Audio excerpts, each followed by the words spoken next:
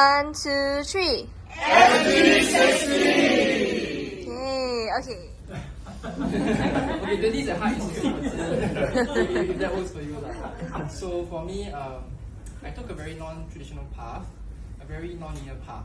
Okay, so a little bit about me is that I grew up in a very conservative, traditional background. I came from a Christian home. So the people I grew up with, right, I see almost every week. And as a result, it becomes very predictable. So what happens when you feel like you either outgrew your own upbringing, or you just feel like you just no longer could, vibe with the same group of people? Maybe you have higher ambitions, and not everybody shares the same ambitions. And worse, they are your age group. So then, what do? Do you cave in? Do you follow what everybody else is doing, or do you take an effort to step up and find people who also resonate with you? And for me, I decided to take on that path to talk to people older than me. As a result, it became a trade-off where I connected with people older than me. I could vibe with like Gen X and Gen Y much more, but not so much my age group.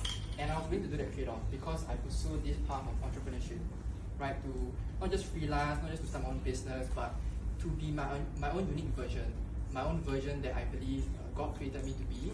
So that was why I decided to take that path. Now you see this Straits Times thing, right? This is only just recent, like 2-3 months ago.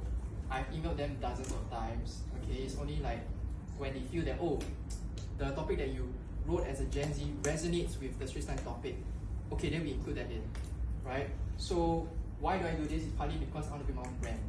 And you look at this hairstyle, look at this good-looking guy, because I came from a modeling shoot. I just started modeling and acting about 2 months ago, so it's a very new thing. Okay, if you ask me right now, every day I struggle with anxiety because I think it's Jeremiah shared with me. The first 1.5 years is basically where you have to build your own stable income, get your own clientele, and it's tough. It's really tough as a Gen Z.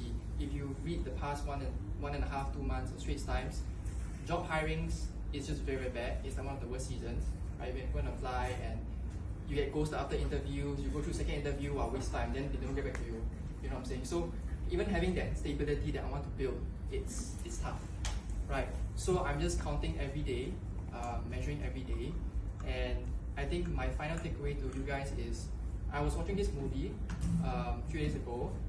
I don't know if you guys remember Evan Almighty, this movie. So Evan Almighty is basically where God, role played by Morgan Freeman, this dark skin guy, right? So he basically has this conversation with the wife of Evan Almighty. So the wife was like, Xiao, my husband wants to go and build a boat. He has this big mustache looking like Noah, trying to build this ark in modern American society. That's freaking crazy. So she sits down, she orders the fries. God, being the waiter, sat down with her and said, hey, you seem very bothered. Could you, share your story? And she's like, would you want to listen to my story? Because it sounds very long. She said, yeah, I love stories. So then she shares, my husband said that, God told me to do this art, blah, blah, blah, all this stuff, and I don't know what to do with it, right? It seems like my family is falling apart because the man of the household does not have it all together. So he then says, if, someone prays and asks for patience, does God grant them patience, or does God give them opportunities to be patient? Right? When you ask for courage, does God just give you immediate courage, or does God give you chances, opportunities to be courageous, like right now, to step up, to share? So even though my story might be a minority among Gen Zs, I would say that I do hope for everyone listening, maybe it can touch your heart, maybe just letting you know that I'm holding on.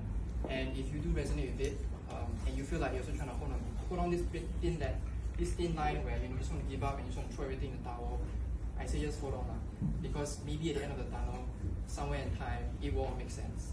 So even though I live right now in this like dark uncertainty, like dialogue in the dark, it's pitch black, you're like in the dark trying to grope for nothing, I think eventually there will be the end of the tunnel.